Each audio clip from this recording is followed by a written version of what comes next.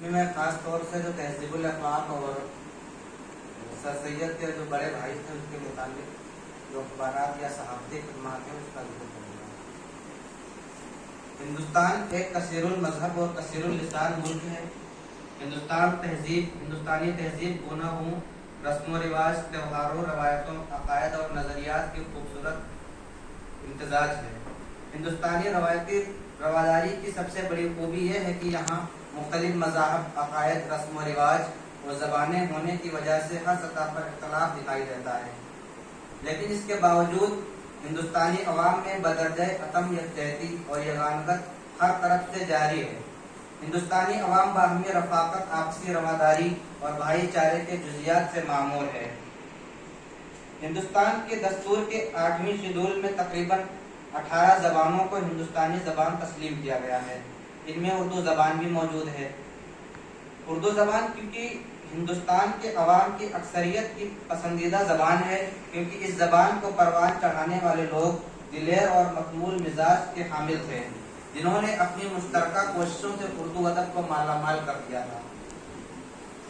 ہندوستان میں مغلوں کی آمد کے ساتھ ساتھ تہذیبی اور تمدنی ترقی کا دور شروع ہوا، کیونکہ مغلوں نے یہ بات اچھی طرح سمجھ لی تھی کہ جب تک ہندوستان میں مذہبی رواداری اور برابری کے حقوق کی فراہمی کو یقینی نہیں بنایا جائے گا، ماحول کشیدہ رہے گا۔ لہذا انہوں نے حکومت کے اہم اور سرداری کے عہدوں کی تقسیم میں فراخ دلی کا ثبوت دیا اور یہاں کے قدیم باشندوں کے مذہب کا احترام، مقامات مقدسہ سے وابستگی، تہواروں اور رسم و رواج میں شمولیت کر کے ایک ایسا ماحول مرتب کیا جو اس سے قبل مفقود تھا۔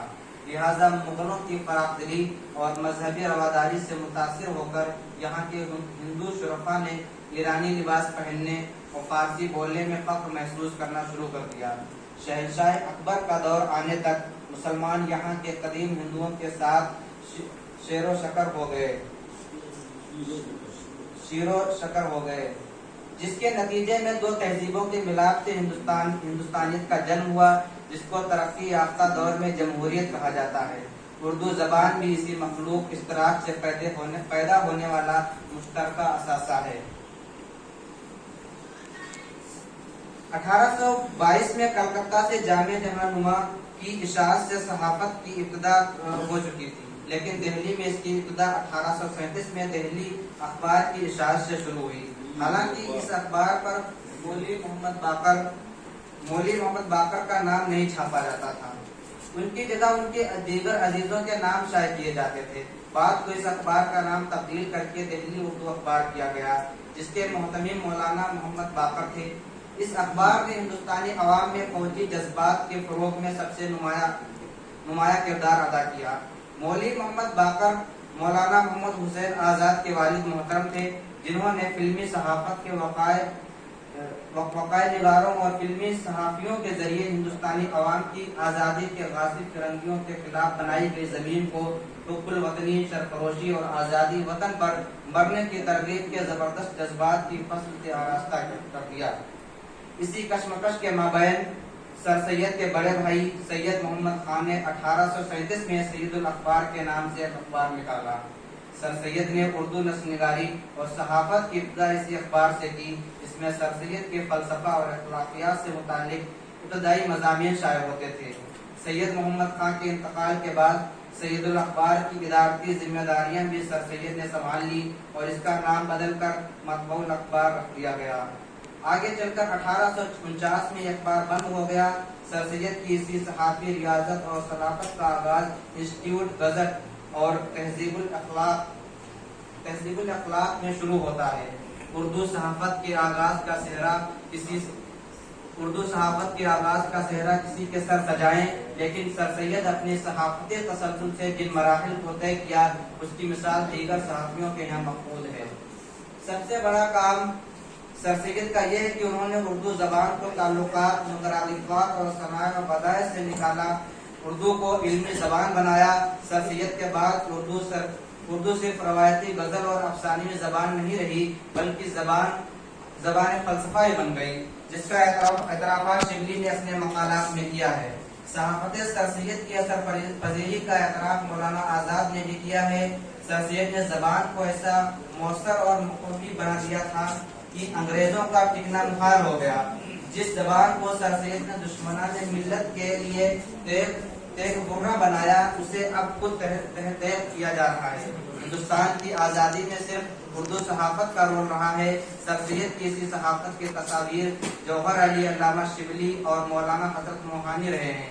लेकिन अफसोस है कि उर्दू सहाफत के इन्हिताज के जितने जिम्मेदार अहले सियासत थे, उससे कहीं ज्यादा हम खुद अगर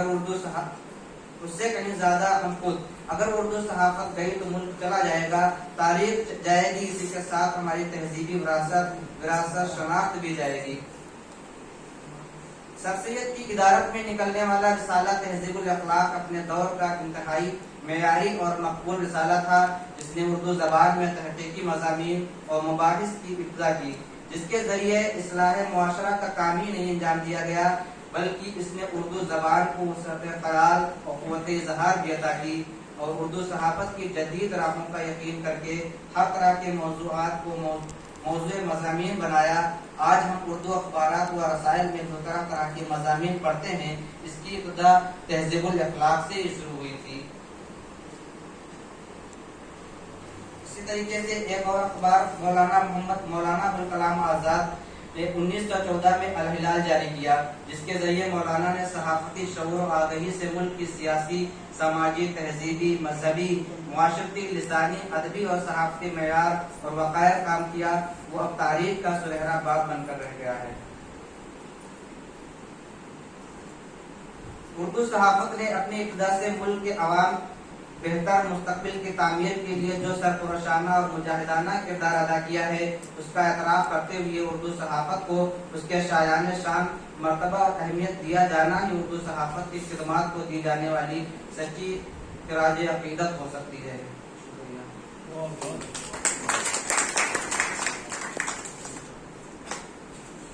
अब तनकीद